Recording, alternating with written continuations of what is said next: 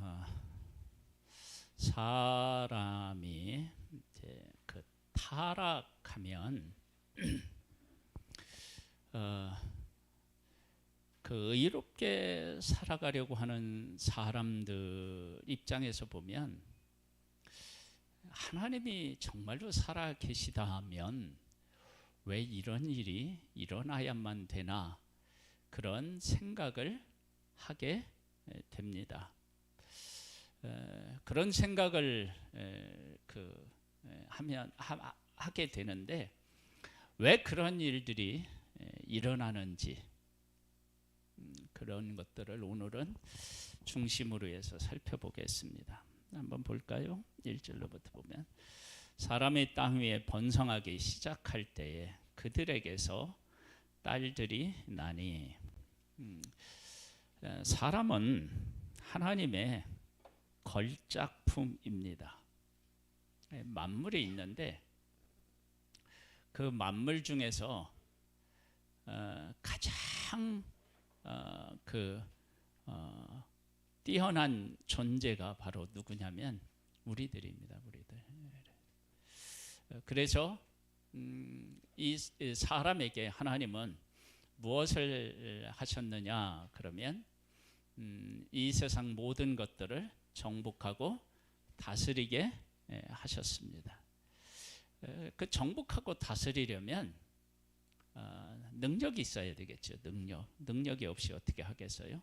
그러니까 하나님께서는 사람들에게 능력을 주셨어요. 그것을 다른 말로 얘기하면 지혜라고 할 수도 있고요. 그런 능력을 하나님이 우리에게 주셨는데 그 능력을 가지고 하나님의 말씀에 위배되는 일을 할 수 있습니다. 그런데 그런 일을 할 때요, 하나님께서는 왜 그런 일을 하지 못하도록 저는 있어요. 선풍기가. 네. 감사합니다. 막 성령 충만해서 뜨겁게 막 설교하라고 선풍기를 막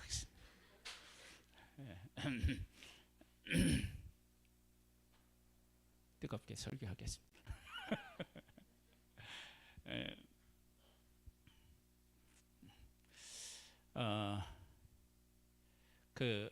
왜 하나님께서는 그냥 그런 것들을 하시느냐 그러면 이런 의미가 있어요. 하나님은 하나님이십니다.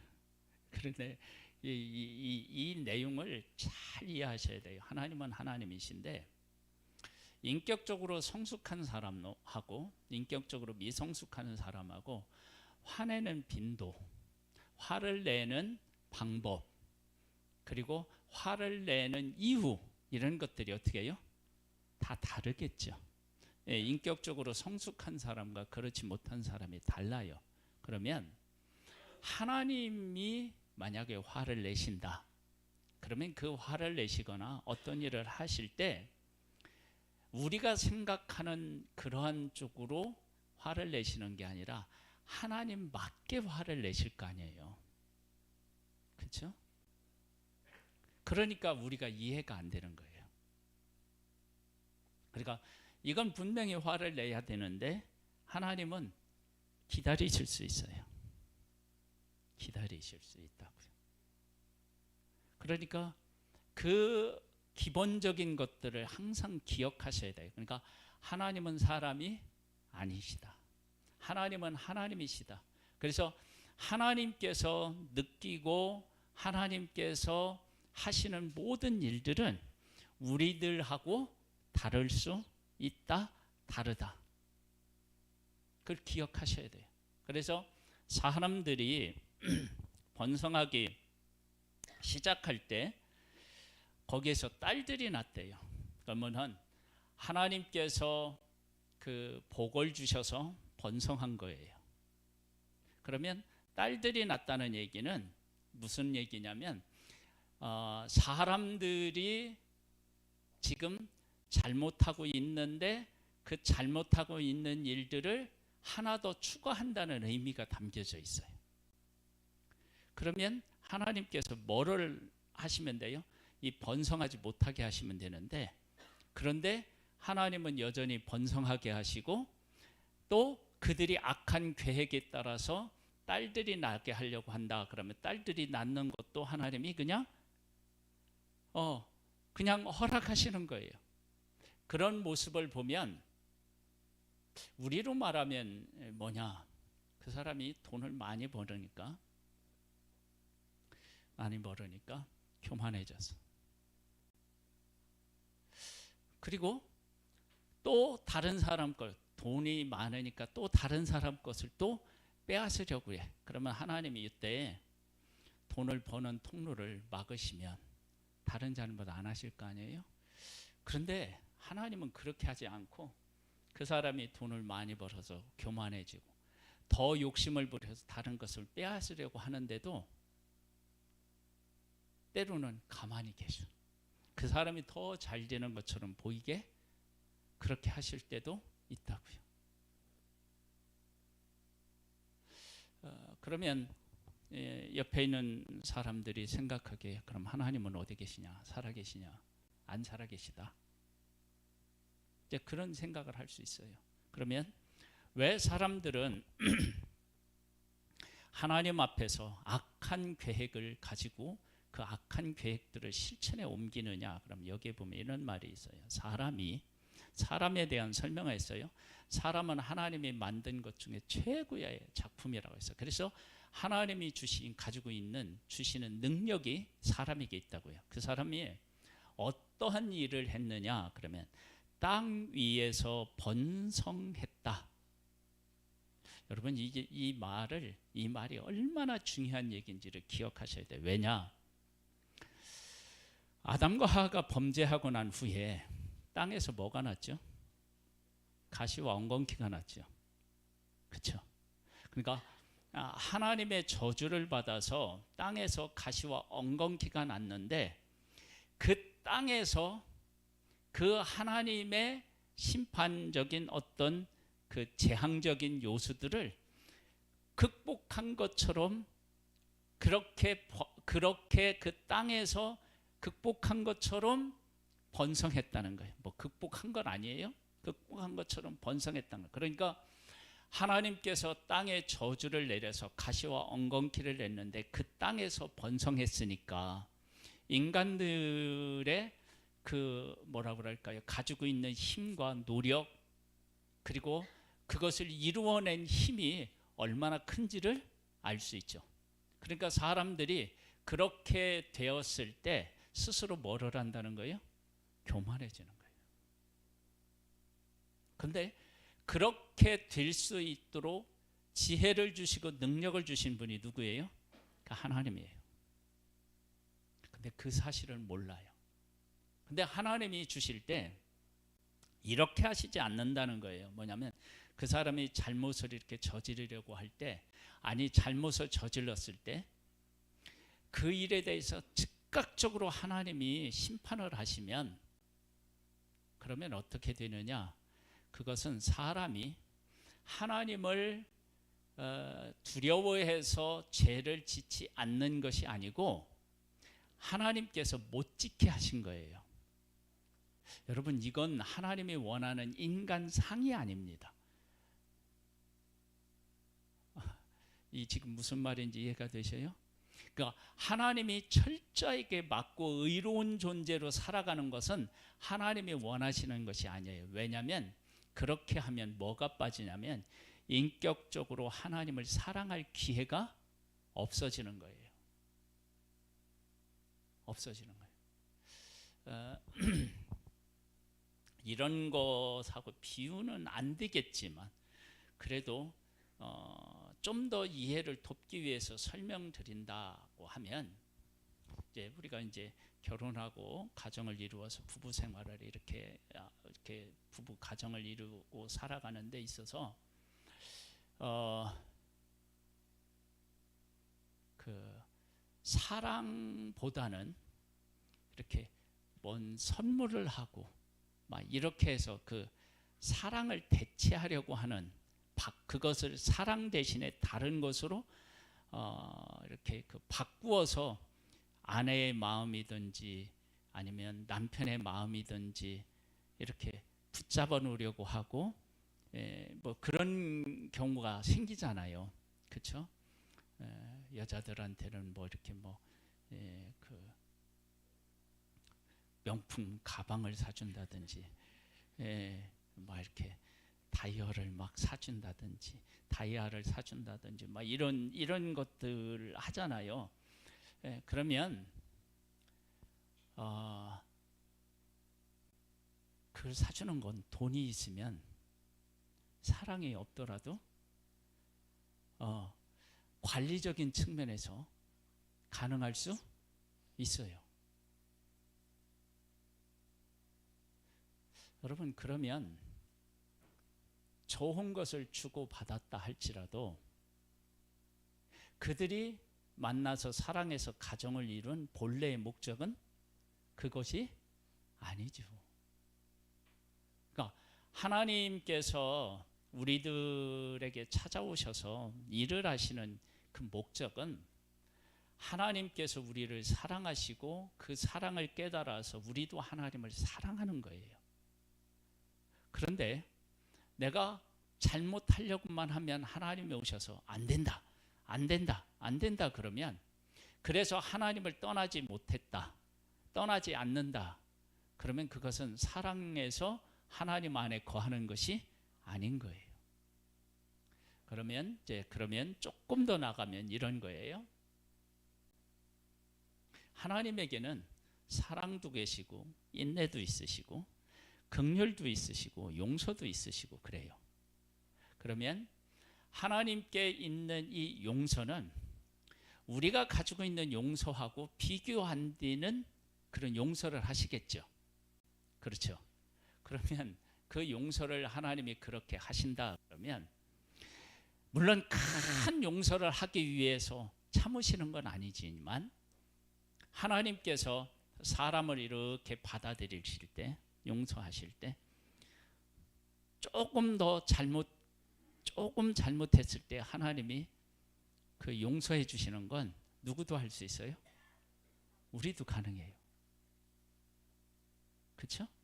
그런데 도저히 용서해 줄 수 없는 상황에서 용서하시는 분이 하나님이신데 그럼 도저히 용서할 수 없는 그 상황은 하나님께서 사랑과 긍휼을 풍성하게 베풀었을 때만 그게 가능해요. 즉, 그 사람이 잘못했을 때 하나님이 사랑으로 용납하시고 또 기회를 주시고 또 기회를 주시고 또 기회를 주시고 또 기회를 주시고 막 또 기회를 주셔서 그렇게 기회를 여러 번 주셨는데도 죄를 짓고 하나님에게로 돌아오지 않았다. 그럼에도 불구하고 하나님이 그를 사랑하셔서 그를 용서해 주셨다. 그러면 그건 하나님의 용서겠죠. 우리는 안 되는데 그건 하나님 가능하겠죠. 그래서 이 모든 것들을 항상 누구의 관점으로 볼 수 있어야 되냐면 하나님의 관점이니까 내가 아니고 하나님 관점으로. 그래서 우리는 이해 안 되는 상황을 정말로 많이 하나님이 살아계셔도 경험할 수밖에 없습니다. 내가 도저히 사랑할 수 없는 사람도 하나님 어떻게 해요? 사랑하셔요. 우리가 도저히 용서할 수 없는 사람도 하나님 어떻게 해요? 용서하셔요. 그러니까 우리의 상황이 도저히 이해가 안 되는 거예요. 왜냐하면 하나님의 사랑과 용서가 우리 가운데 있기 때문에 그런 거예요. 그러면 지금 있는 상황에서 내가 시험에 들지 않고 내가 낙심하지 않으려면 뭐냐면 우리 가운데 살아계신 하나님이 저 사람을 사랑하고 용서하고 계신가 보다. 나는 이해가 안 되지만 하나님은 그렇게 하시는가 보다. 그렇게 하고 어떻게 해요? 그걸 받아들여야 돼. 그래서 지금 여기 보면 사람이 땅 위에서 번성했어요. 그 땅은 어떤 땅이라고요? 하나님의 아담과 하가 범죄해서 저주를 받아서 가시와 엉겅퀴가 나온 그 땅에서 번성했다고 하니까 그것을 이겨낸 사람들이 얼마나 대단한 거예요. 그렇잖아요? 그렇게 대단한 일을 해놓고 보니까 사람들에게 교만한 마음이 생겨서 뭐 했다고요? 딸들이 낳았어요. 근데 그 딸들에 대한 이야기를 여기는 어떻게 얘기하냐면 2절에 보면 하나님의 아들들이 사람의 딸들의 아름다움을 보고 자기들이 좋아하는 모든 여자를 아내로 삼은지라. 일부 다처제가 된 거예요. 그러면 딸들이 낳다. 그 얘기는 그 무엇보다도 무엇을 중요하게 여기는 사회였다는 거예요? 외형적인 모습을 그 어떤 것보다도 중요하게 여겼다. 그걸 이야기하잖아요. 그런 사회가 된 거예요. 그런데 그러한 일들이 누구에게까지도 이게 침투에 들어왔느냐? 그러면 여기에 보면 하나님의 아들들 그러는데 보통 하나님의 아들들은 신학적으로 해석할 때 어떻게 해석하냐면 가인과 아벨이 있는데 가인이 아벨을 죽여요. 그 아벨 대신에 하나님이 누구를 주시냐면 아담과 하와에게 셋을 주시는데 이 셋의 후예를 하나님의 아들들이다. 보통 이제 그렇게 이야기한다고 해요. 이야기하고 있어요, 우리가. 그러면 하나님께서 특별히 허락한 이 셋의 후손은 아름다움이 중심이 아니고 누가 중심이어야 될까요? 무엇이 중심이에요? 하나님이 중심이어야 되겠죠. 그런데 하나님 중심이 아니라 아름다움이 그들의 삶의 중심이 되도록 그들이 뭐냐면 그 타락한 거예요. 그러니까 한번 잘 생각해 보세요. 이 과정을 잘 보세요. 저주받은 땅에서 번성했어요. 자기들이 아름다운 것들을 소중하게 여겼는데 그 아름다운 것들을 자기들 임의대로 어느 정도 가능할 만큼 했어요. 그 다음에 거룩하게 살아야 될 사람들이 눈에 가시처럼 보였는데 그들도 자기들처럼 타락했어요. 그러면 이 세상에 온통 무엇으로 가득 찬 거예요? 죄로 가득 찬 거예요.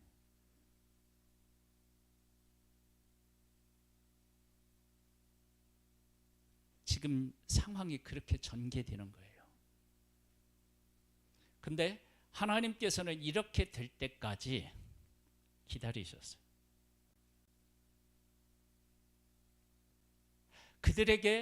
그들이 이렇게 죄를 지을 수 있는 것은 그들이 죄를 지었음에도 불구하고 하나님의 은혜는 뭐했다는 거예요? 변함이 없었다는 거예요. 만약에 하나님의 은혜를 차단하셨으면 이들은 죄를 지을 수 없었겠죠. 그만큼 하나님의 은혜는 인간 속에 차고 넘쳤다라고 하는 것을 우리에게 이야기하는 거예요. 차고 넘쳤다. 그냥 뭐라고 할까요? 사람이 맘 놓고 죄를 지을 수 있을 만큼 하나님의 은혜가 막 차고 넘친 거예요.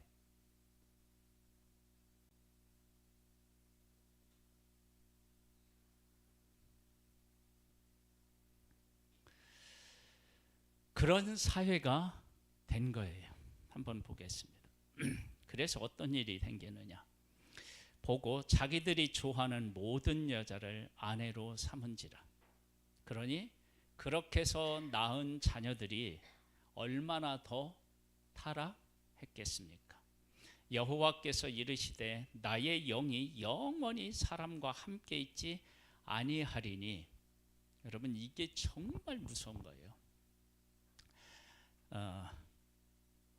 이 문제는 이제 무엇과 연결되냐면 노아 홍수하고 연결이 되는데요. 여러분 잘 한번 생각해 보세요. 하나님이 이들과 함께 있었을 때는 하나님의 은혜를 베풀어 주어서 죄를 지을 수 있는 상황이었고 환경이었어요. 그런데 하나님이 떠나시고 노아의 홍수 때 비가 내려서 하나님이 떠나시니까 어떻게 돼요? 이들은 죄를 지을 수 없었고 죽음에 이르게 된다고요. 그러니까 지금 내가 죄를 지을 수 있는 힘과 여건이다, 그 얘기를 다른 말로 하면 뭐냐면, 하나님이 주시는 은혜가 그 사람 삶 속에 어떻게 해요? 차고 넘치고 있다. 하나님이 긍휼을 베푸시고 용서하시고 그를 품기도 하시고 그런 일들이 그 삶 속에 지금 차고 넘치고 있는 거예요. 그 차고 넘치는 것이 어떤 제재도 받지 않고 악을 계속 지을 수 있는 그런 상태인 거예요. 그런데 이러한 상황이 왜 어떻게 이루어졌느냐? 하나님의 아들들이 딸들의 아름다움을 보고 자기들이 좋아하는 모든 자로 다 아내를 삼는 하나님의 사람들마저도 죄에 빠지게 되었을 때, 그때 진짜 위기가 오는 거예요. 그렇게 되면 어떻게 되냐? 악을 행하는 사람들 입장에서 보면 하나님을 경외하는 것보다 뭐 하는 것이 훨씬 더 좋은 일이라고 생각하겠어요? 죄를 짓는 일이.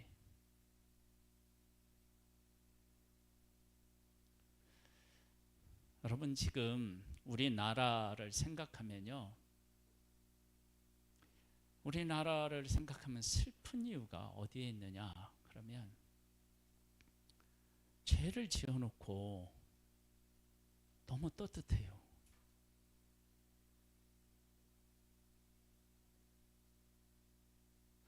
그러면 더 큰 문제는 뭔지 알아요? 죄를 짓고 떳떳한 그런 모습을 보고 의롭게 살아가는 사람들이 죄에 대한 유혹을 받아서 그들처럼 되는 거예요. 여러분, 지금 하나님을 믿는 사람들의 삶이 필요합니다. 그 누가 어떠한 상황을 만들어 놓는다 할지라도 하나님을 믿는 사람이 하나님의 말씀을 기준으로 해서 하나님의 말씀을 따라 살아가는 삶이 지금 필요합니다. 정말입니다. 지금 하나님의 아들들이 사람의 딸들의 아름다운 것을 보고 결혼하여 자식을 낳는 그러한 사회가 아니고, 정말로 하나님의 말씀을 중심으로 다른 사람은 어떻게 사는지 관계없이 내가 하나님의 말씀대로 살리라. 그게 이제 어디에 나오느냐? 8절에 보면 이렇게 나와요. 6장 8절에 보면, 그러나 노아는 여호와께 은혜를 입었더라. 이것이 노아의 족보이니라. 노아는 의인이요 당대의 완전한 자라. 그는 하나님과 동행하였으며 세 아들을 낳았으니 셈과 함과 야벳이라. 보세요. 다른 사람들은 다 하나님을 떠났는데 노아와 그 가족은 하나님과 함께 살아갑니다. 지금 하나님을 믿는 우리들에게 필요한 것이 바로 이것입니다.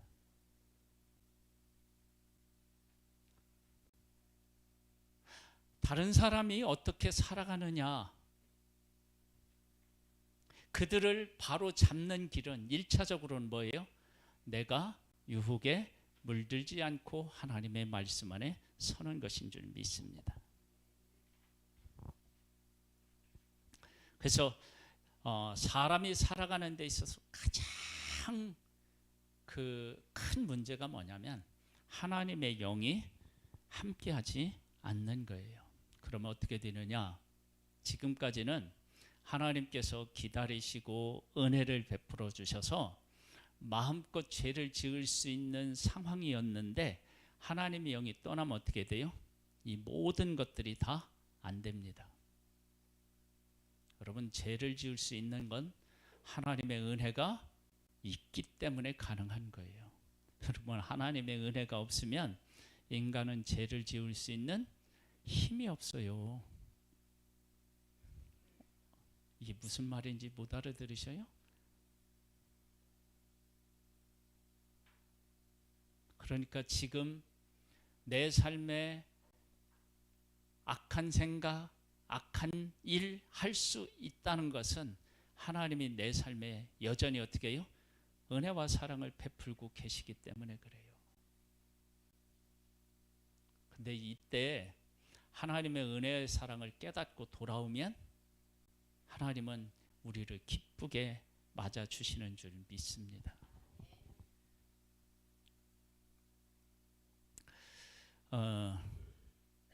아브라함 얘기를 좀 해볼게요.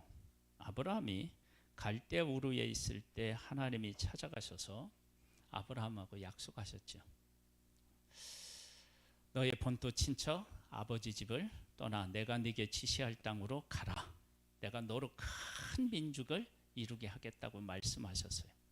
그래서 약속의 땅 갈대 우르에서 약속의 땅까지 왔어요. 그리고 그곳에서 하나님 앞에 제단을 쌓아 예배를 드렸어요. 그런데 예배 드리고 났더니 어떤 일이 생겼어요? 기근이 왔어요. 기근. 하나님이 그렇게 인도하셨으면 아브라함이 나그네로 그 땅에서 살아서 견뎌내려면 그 땅이 뭐 해야 돼요? 더 풍요로워져야, 그래야 그 땅에서 정착하기가 훨씬 쉬워질 거 아니에요.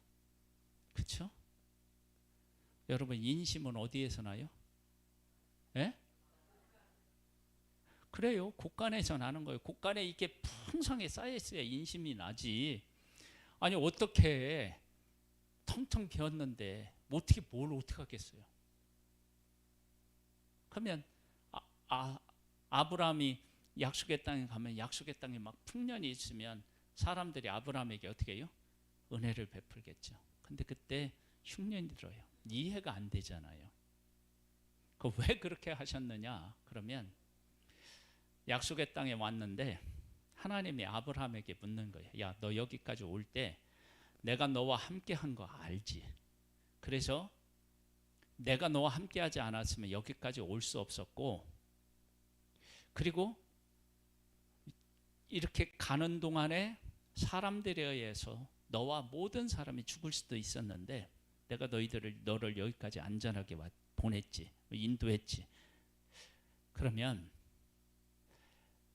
이 땅이 기근이 있으면, 기근이 생기면 이 기근보다 더 큰 누구를? 하나님을 고백해야 되는 거예요. 그러니까 약속의 땅이라고 하는 이 땅이 가장 그 중요한 건 뭐냐면 젖과 꿀이 흐르는 땅이 아니고 하나님이 함께 계시고 하나님의 약속이 있는 땅이라고 하는 것을 마음에 새기고 그 하나님을 믿고 그 하나님이 주시는 복을 받아 누리는 땅이 그 땅인 거예요. 그러면 하나님께서 아브라함에게 약속의 땅까지 오게 하시고 뭘 고백하냐? 야, 내가 지금 갈대우르에서 이 약속의 땅까지 인도했는데 내가 어떤 하나님인지 네가 한번 고백해 볼 수 있니? 그리고 시험 문제를 뭘로 줬느냐면 기근으로 준 거예요. 그런데 실패했어요.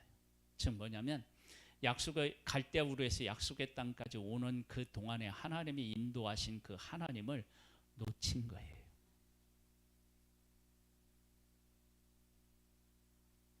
여러분, 인생은요 하나님과 함께 살아가는 것이 복이에요. 그 하나님을 놓치면 그러면 우리 인생은 큰 위기를 맞아요. 그런데 그 위기를 왜 우리가 못 느끼느냐? 그건 하나님의 사랑과 긍휼이 크시기 때문에 위기를 잘 못 느끼는 거예요. 지금 이 그 노아 시대의 사람들도 하나님의 은혜가 얼마나 크게 임했느냐. 하나님의 아들들이 사람의 아들들을 취해서 자기 아내로 삼고, 그리고 자기들이 원하는 것들을 다 계속 할 만큼, 여기에 뭐라고 나왔냐면 이렇게 나와 있어요. 한번 볼까요?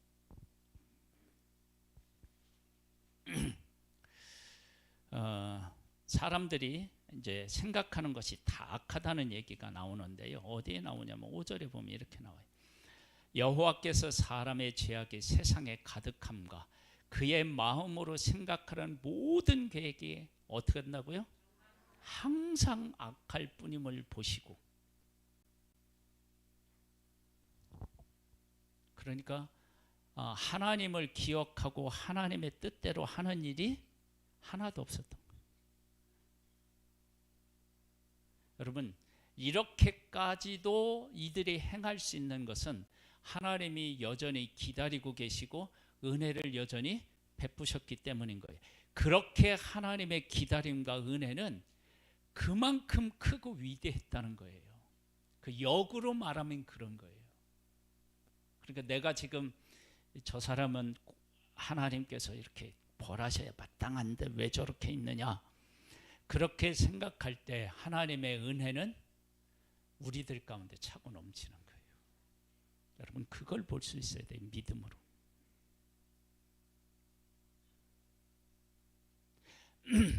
이런 가운데서도 그런 하나님을 보았던 사람이 누구예요? 노아예요. 그런데 노아가 그렇게 될 수 있었던 것은 노아의 힘이 아니라 뭐라고요? 하나님의 은혜였다는 거예요.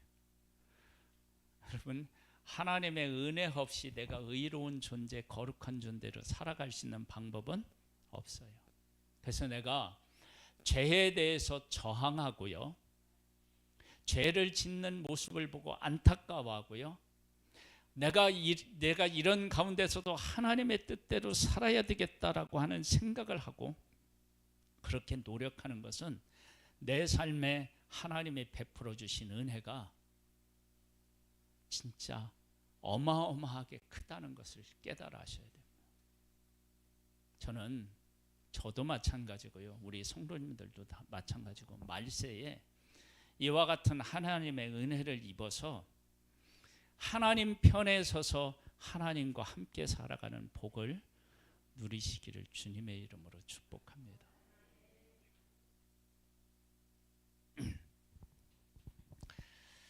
기도하겠습니다. 하나님 아버지, 사람이 죄를 지을 수 있는 것은 하나님이 베풀어 주신 은혜가 있었기 때문이고 하나님의 용서와 긍휼이 있었기 때문입니다. 내가 말씀대로 살아가는 것 역시 하나님의 은혜가 있었기 때문에 가능한 것입니다. 하나님의 은혜를 볼 줄 아는 우리 모두가 되기를 소망합니다. 예수님의 이름으로 기도드립니다. 아멘. 찬양을 드리겠습니다.